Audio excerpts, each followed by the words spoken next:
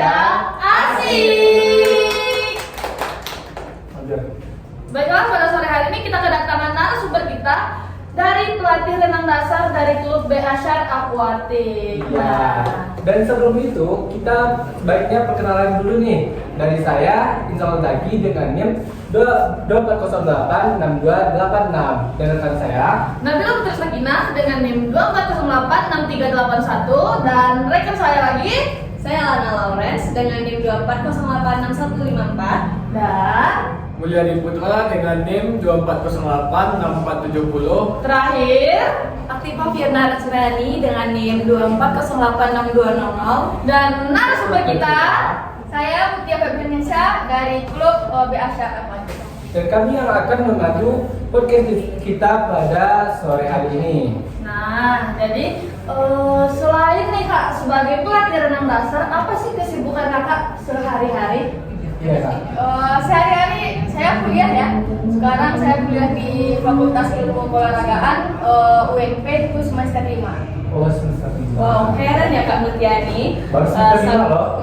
Sambil jadi mahasiswa bisa jadi pelatih renang juga. Alhamdulillah. Aku tuh kita kepada Kak Sudiani. Boleh nanti datang.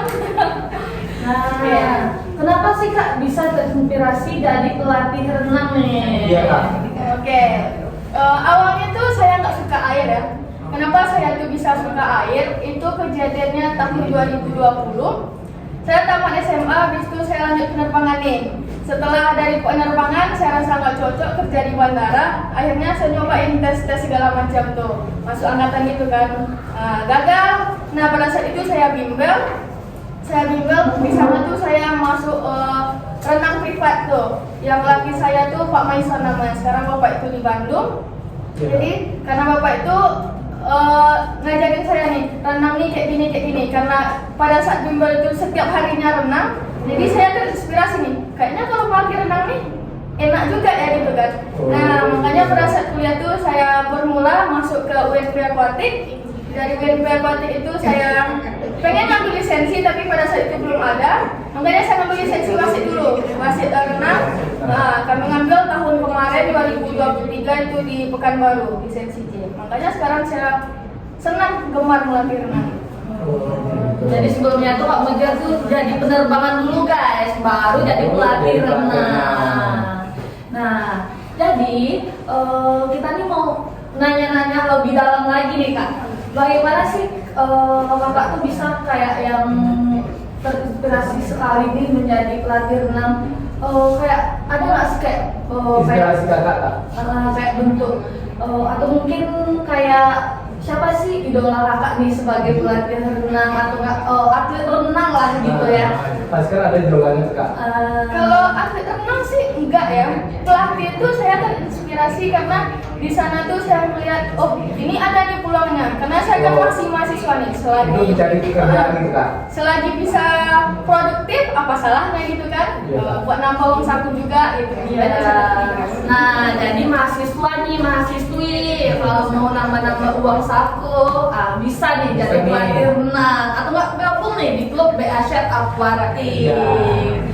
Nah, jadi bagaimana Kak cara melatih renang yang dari tidak bisa menjadi bisa nih Kak? Oke. Dari melatih renang dari yang tidak bisa menjadi bisa itu simpel ya. Yang pertama itu kita tahu pondasi anak ini dulu. Nah, pondasi anak maksud saya di sini kan anak ini berenang nih, kemampuan awalnya itu gimana? Nih kemampuan motorik anak-anak itu kan beda-beda tuh. Ada anak yang bisa hanya sekedar untuk berenang, ada yang bisa dilanjutkan untuk prestasi. Contohnya prestasi jangka panjang mau dia jadi atlet atau apa segala macam kan. Nah saya bisa tuh lihat, oh ini anaknya masuk golongan ini masuk golongan ini. Setelah dikelompokkan seperti itu, anak ini diajarkan secara bertahap. Nah mengajarkan bertahap maksudnya itu kan nggak mungkin nih kita mengajar anak tuh learning to child. Yang learning to child ini cuma bisa diajarkan dari anak 0 sampai 6 tahun. Nah itu masih dalam fase bermain. Tapi kalau udah learning to train umur 7 sampai 8 tuh dia udah bisa tuh mengenal gaya. Nah caranya itu diajarkan secara bertahap nih. Contohnya bertahap maksudnya di sini kaki dulu. Misalnya pertemuan ini kaki dulu nih. Nah pertemuan besok diulang lagi kakinya. Abis itu kenalkan tangannya bagaimana. Setelah kayak gitu 2 kali pertemuan nih, langkah terakhir nih nafas nih. Nah, nafas nih kayak gini loh dek, kayak gini. Jadi ngajarinnya itu bertahap, tidak mungkin diajarkan kaki hari ini, renang hari ini, nafas juga hari ini. Yang ada anak tuh pola ini gimana sih caranya kayak gini, tidak mungkin kan. Nah setelah bertahap tuh kita sebagai pelatih itu juga harus jadi teladan. Contohnya teladan bagi anak tuh yang pertama itu kan etika. Dalam kolam renang itu kita tidak dibenarkan untuk pipis atau buang air di dalam kolam. Nah, itu ngajarinnya pada anak tuh kalau sebelum berenang bilang, "Dek, kalau mau buang air kecil, air besar, bilang sama kakak, nanti kita ke WC, ke toilet." Nah, itu jadi itu. Yang terakhir itu motivasi kita sama anak ini.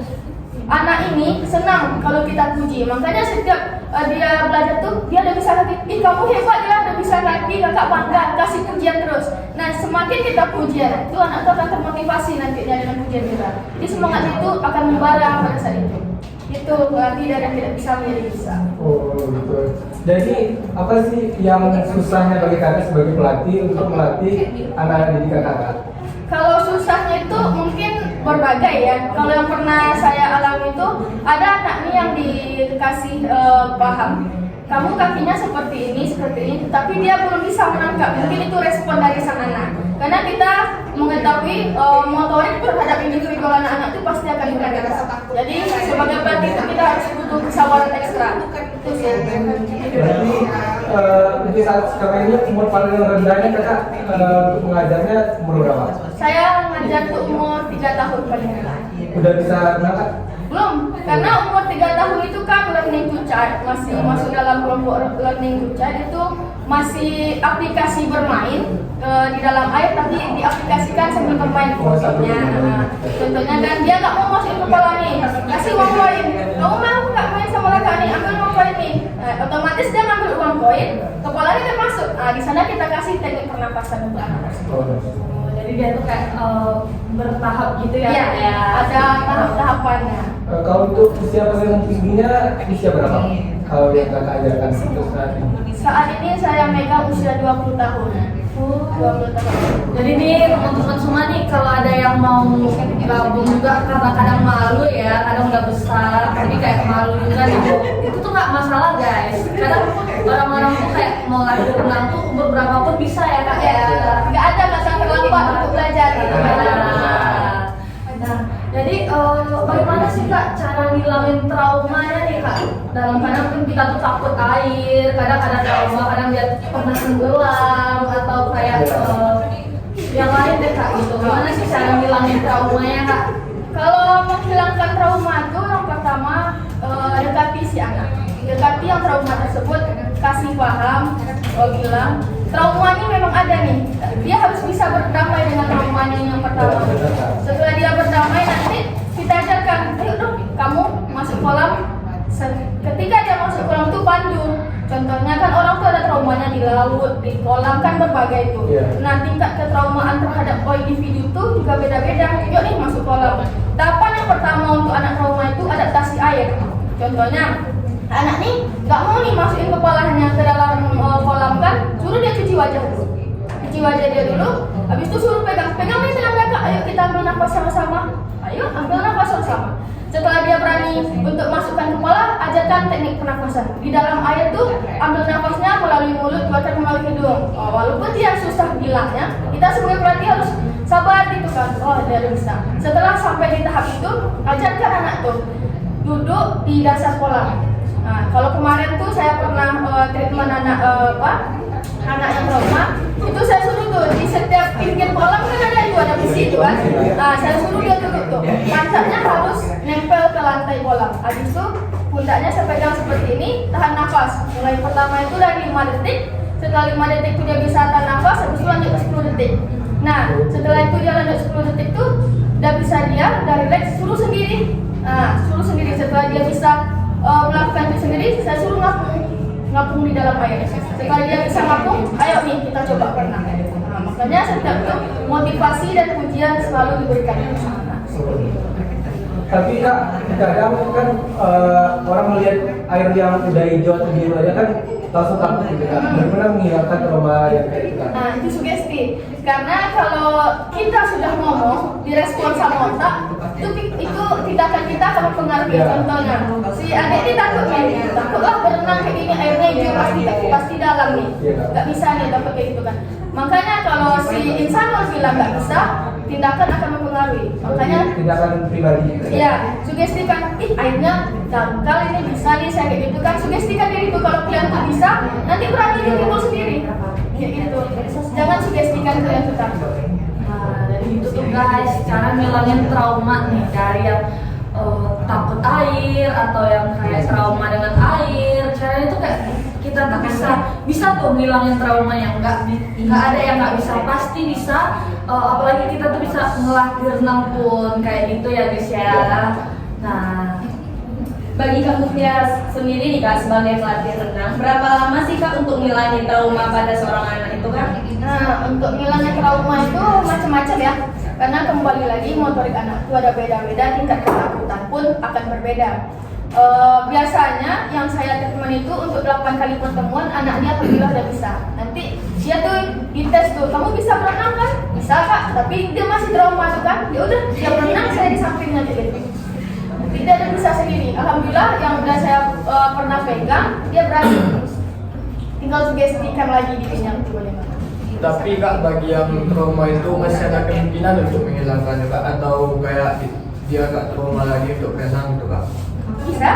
Selagi dia mensugestikan dirinya itu tidak akan tenggelam, dia tidak akan trauma itu. Tapi seandainya dia udah bisa berenang nih, habis itu dia tenggelam lagi, itu traumanya pasti akan lebih parah.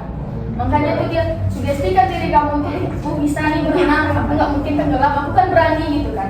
Tindakan itu akan mempengaruhi nanti ke psikologis. nah itu betul banget guys, karena yang ngalamin sendiri pun aku ngalamin sendiri nih kayak gitu tuh. Kadang kalau kita tuh udah sugesti diri kita, duh takut nggak bisa nih, emang nggak bisa guys. Cuma kalau itu tuh tergantung kita tuh ngerubah pikiran kita sendiri-sendiri guys. Nah gitu. Tapi apa tuh? Ada nggak selama kakak ngajarin orang renang tuh traumanya tuh dia pernah dia renang tapi dia trauma pernah tenggelam gitu kan, tuh dia trauma tuh gimana cara kakak ngasih tahu ke dia biar nggak trauma lagi akan dia tenggelam gitu. Yang pertama itu ajarkan dia teknik menabung. Nah, yang kembali lagi sebelum tadi dia harus berdamai sama trauma itu. Setelah dia bisa relaksasi di dalam air, tidur di dasar kolam, duduk di dasar kolam, seperti yang saya katakan tadi, dia bisa mengapung, beri dukungan. Karena sejatinya dia harus berdamai dulu dengan traumanya. Setelah dia berdamai, ayolah kita berenang kayak gini, dia akan berani sendiri. Dia tidak akan berani mengambil tindakan kalau dia belum mencoba. Contohnya kan, dia trauma nih, tapi dia tak berani berenang.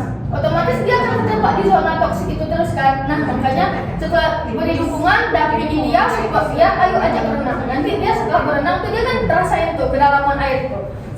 Kalau tingkat kedalaman kolam itu makin dalam kan tekanannya beda. Dia akan ngerasain. Sekali 2 kali dia ngerasain berenang itu, dia akan menghilang sendiri traumanya ini. Nah, jadi gitu tuh guys, cara ngilangin trauma tenggelam kita atau trauma takut tuh dengan air. Jadi segitu dulu ya guys untuk podcast kita hari ini. Nah, Sampai jumpa. sampai jumpa di lain waktu.